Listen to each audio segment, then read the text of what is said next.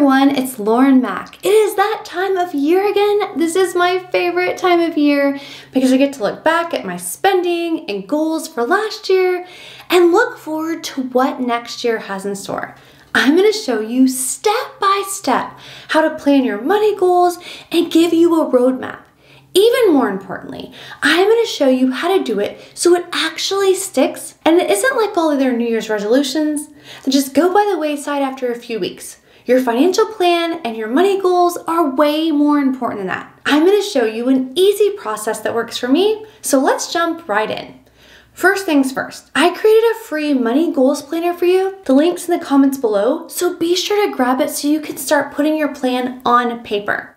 Now, when setting money goals, it's really important to determine where you are in terms of your financial journey and hacking the rat race. According to an article in the New York Post, a study showed that by February 1st, almost everyone had given up on their New Year's resolutions. I believe a big part of this is because people put huge goals out there without a plan, halfway knowing they're probably not going to do it, but it feels good in the moment. In order for you to stick to your goals, you need to write them down, tell someone, and then don't make excuses or let minor setbacks completely derail your goals. I take large goals and then break them down into small goals. If I don't hit a milestone, I don't quit. I just give myself grace and I keep working to hit that goal. Here's the thing, even if you don't hit the goal exactly on time, you're much further ahead if you didn't start or if you just quit. So first, I want you to consider what is your big goal and then break it down into smaller, manageable goals that you can track.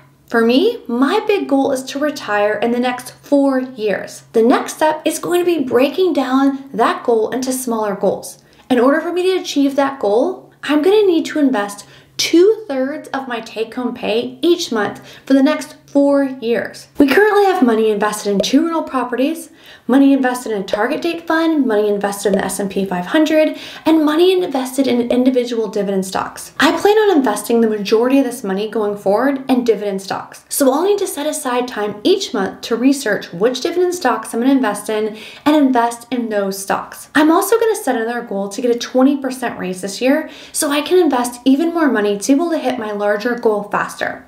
Lastly, since I'm working really hard to hit my big goal, I want to cut my expenses by 10% this coming year. You can see what I did. I started really big and then I slowly got smaller and smaller, but all the goals are in the same line to achieve the big goal. I want to hear from you in the comments below. What is the big goal you're trying to reach and how will you reach it? After you have your goals written down and broken down into smaller, more manageable goals, then it's important to tell someone your goal. I recommend telling someone who won't let you off the hook. In my case, I'm telling all of you on a recorded video. I'm also going to start a monthly check-in for accountability on the community tab of my channel.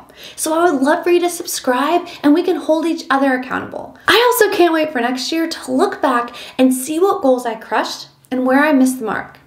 The next step is to plan your first small step to starting the process.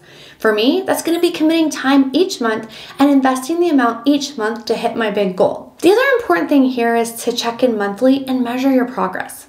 One thing I would like to know is that if your check-in doesn't go well, maybe in my case something happened and I was not able to invest the exact dollar amount, or maybe I was not able to cut my expenses that much, 10%. That is okay. Just look at what happened that month. Hit reset and start again the next month. This is why it's so important to do a monthly check-in. I do my monthly check-in and then I do my budget and I see what's coming up for the next month. Another huge thing I recommend that makes a huge difference is celebrate the small wins. Seriously, if you're able to hit a monthly goal, celebrate. Even if it's just a happy dance or your favorite treat or a glass of wine. Oftentimes with goals, we get so focused on the big goals, we forget the small wins along the way. Even if you have a couple of rough months, you hit reset, you hit that month's goal, and you celebrate that. One of the biggest takeaways is to really think about your goals carefully when you make them and commit to them. Don't make too many goals. Oftentimes we start the new year and we say, we're gonna crush our money goals, lose 50 pounds, stop drinking, cut sugar, drink a gallon of water a day, get 9 hours of sleep every night. This is way too many goals. It's best to start with 1 or 2 goals, break them down, and as you reach those goals and new habits are created, you can slowly fold in more.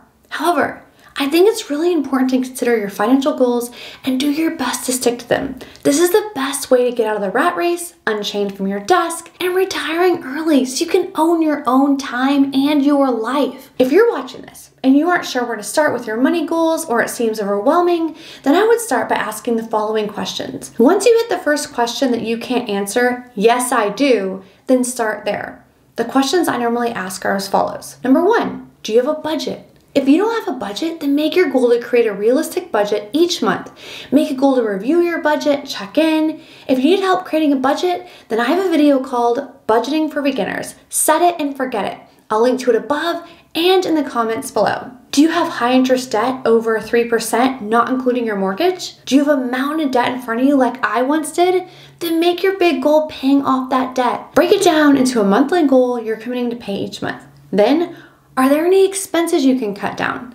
Then you can also add that to the monthly amount you're paying towards your debt. Number 3, do you have an emergency fund? If you don't have an emergency fund but you have debt, I recommend saving $500 for the first person in the household and then an additional $100 per additional person in the household. If your debt is paid off, then I would recommend, say, 3 to 6 months of expenses. Number 4, do you have a sinking fund? A sinking fund is a fund you slowly add money to get to a larger goal. This could be for a wedding, a TV, a vacation, maybe going to university. This is really important when planning for big goals so you can budget for them over time. Number 5, have you started investing for retirement or even better, early retirement? If you haven't started investing, then you might want to determine how much you can commit to investing each month. Then look at ways you can invest that money, like your 401k, IRA, Roth IRA. If you're unsure what these are or how they work, I have a video called Roth IRA versus traditional IRA versus 401k, and I'll link to it above and in the comments below. Number 6, do you have your early retirement number? One way many people, including myself, determine how much they're going to need to retire is by using the multiply by 25 rule. If you want to learn more about that, I have a video called How Much Money Do You Need to Retire Early? I'll link to it above and in the show notes below. Once you're able to determine that number, then you can break down monthly amounts to achieve that goal like I am this year. Do you have a date to retire early? Once you determine that amount, then maybe it's time to set a date, like myself, and start working towards that goal. I look forward to you joining the community and making 2022 the year that we crush all of our money goals.